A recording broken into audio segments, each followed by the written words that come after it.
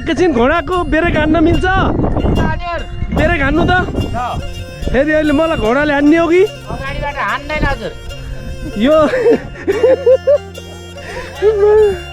गरे के हुन्छ यसले त भिडियो बना भनेर गर्यो के ल तपाईँले यो बङ्गला चुली र माण्डवी गाउँपालिकाको साझेदारीमा यहाँ चाहिँ विभिन्न पूर्वाधारहरू निर्माण गर्नु भएको छ के काम गर्नु भएको छ अध्यक्षज्यू यो बङ्गला चुलीमा तपाईँले?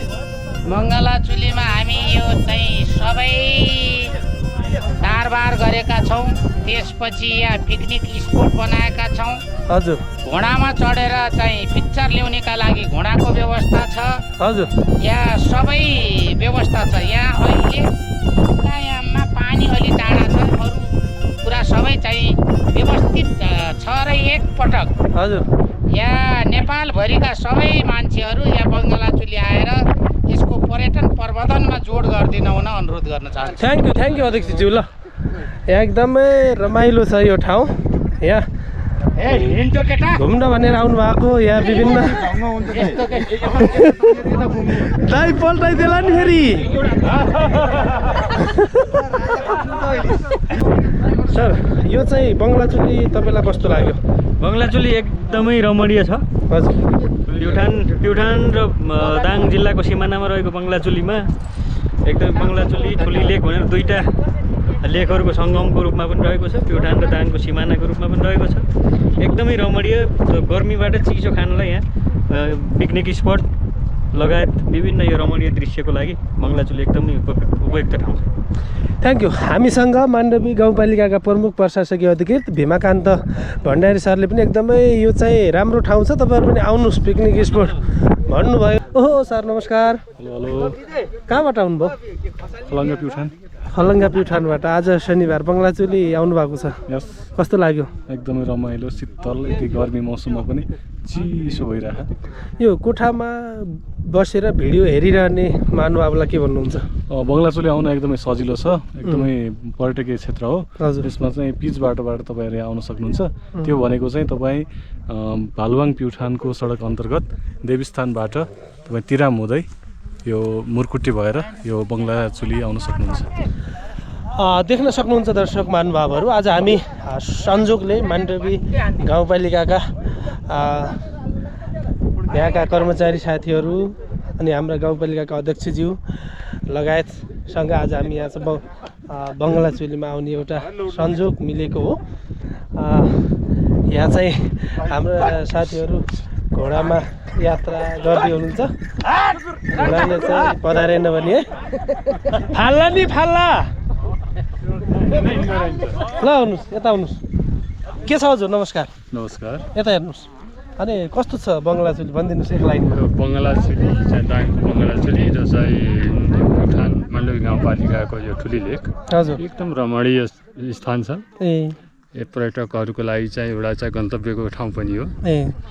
यसले चाहिँ पर्यटक तान्नलाई अब गर्मीको सिजनमा यहाँ चाहिँ आउँदाखेरि आनन्द एउटा सुन्दरताले चाहिँ यसले गर्दा चाहिँ दर्शकहरूको चाहिँ पर्यटकहरूको चाहिँ एकदम राम्रो एक छिनको लागि चाहिँ एक दिनको लागि घुम्नको लागि चाहिँ राम्रो स्थान। अन्तिममा हजुरको नाम भनिदिनुहोस्। मेरो टङ्क शर्मा। टङ्क शर्मा। मेरो प्युठान नगरपालिका वडा नम्बर 2। ल हामीलाई प्युठान नगरपालिका वडा नम्बर 2बाट आउनुभएका टङ्क शर्मा सरले पनि असाध्यै राम्रो छ भन्ने बताइसक्नु भएको छ। हामीसँग माण्डवी गाउँपालिकाका जनप्रतिनिधिहरूका एकजना दिदी हुनुहुन्छ। हजुरको नाम? सबैजना नमस्कार। मेरो नाम कमला बिग, म माण्डवी गाउँपालिका वडा नम्बर 3 को कार्यपालिका सदस्य। कस्तो लाग्यो यो तपाईँकै पालिकामा पर्ने यो चाहिँ बङ्गला चुली ठाउँ? राम्रो छ। ठिकै छ हैन? हजुरको नाम? हजुर नमस्कार, म बालिका नेपाली माण्डवी गाउँपालिका कार्यपालिका सदस्य। कस्तो छ? ठिक छ नि? ठिक छ। हामी लगानी गरेका छौँ। पर्यटकीय स्थल राम्रो बनिरहेछ भन्दैछ। नेपालका विभिन्न ठाउँबाट यो ठाउँ पर्यटक गर्न घुम्न रमणीय स्थलमा मनोरञ्जन लिन आउनु होला भन्न चाहन्छु। Thank you. हजुर नाम? सबैजनालाई नमस्ते। मेरो नाम लक्ष्मी बिग, माण्डवी गाउँपालिका वार्ड नम्बर 2 को सदस्य। धेरै राम्रो छ। म पहिलोचोटि आज बङ्गला चुली नजिक भएको हुनाले पहिलोचोटि आएको हुँ। नजिकको तीर्थ हेला भने चाहिँ माण्डवी गाउँपालिकाकै मान्छे पहिलो पटक आउनु भएको छ। ल ठिक छ, त्यसमा पनि अनि भयो केही भएन होइन।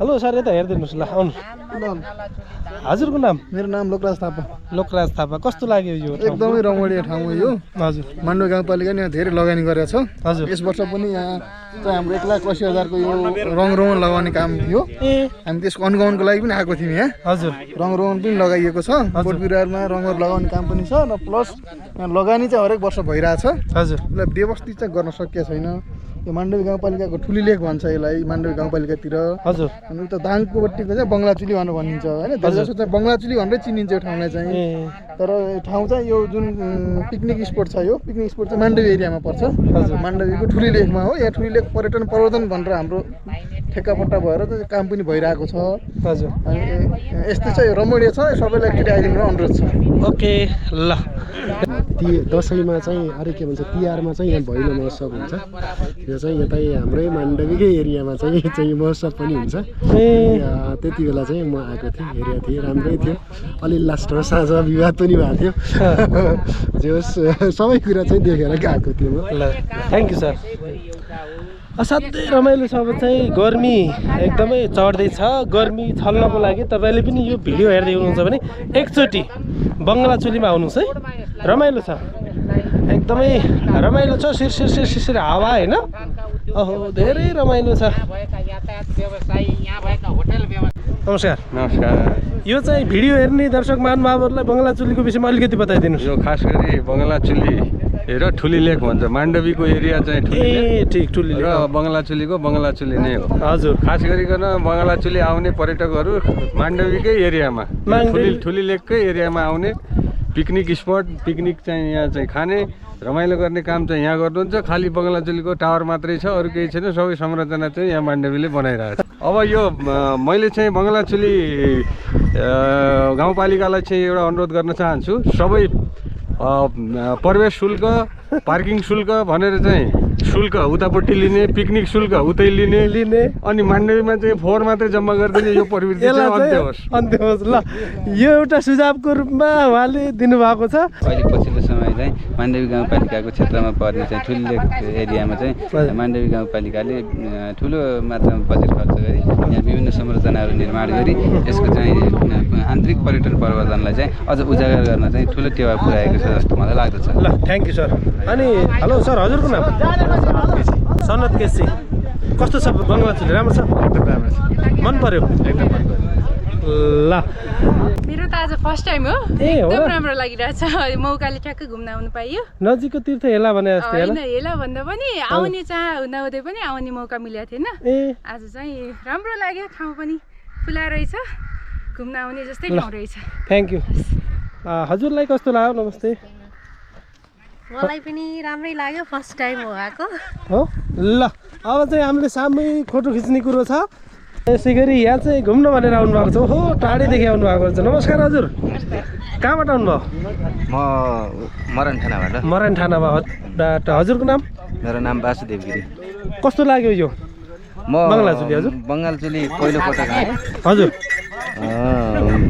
वास्तवमा पहिलोचोटि हो पहिलोचोटि आउँदा चाहिँ यहाँको दृश्य अवलोकन गर्दा निकै सुन्दर लाग्यो तर फेरि पर्यटकीय हिसाबले यो क्षेत्र निकै सुन्दर भए तापनि पूर्वाधारका हिसाबले हेर्दा अझै बाटो पिच हुन सकेको छैन अनि गेटमा चाहिँ कमसेकम त्यहाँ टिकट अलिक व्यवस्थित गरेर चाहिँ आउने पार्किङलाई एउटा व्यवस्थित गरिने कुराहरूमा चाहिँ अलिकति ध्यान दिनुपर्छ र यो क्षेत्र चाहिँ निकै सुन्दरी नै छ यो चाहिँ यहाँको भौतिक संरचना यस्तो बनेको छ हेर्नुहोस् यहाँभित्र चाहिँ बन्ने काम चाहिँ अझै बाँकी छ भन्नुहुन्छ यहाँका गाउँपालिकाका अध्यक्षज्यूले प्रमुख प्रशासकीय अधिकारीले मजाले एउटा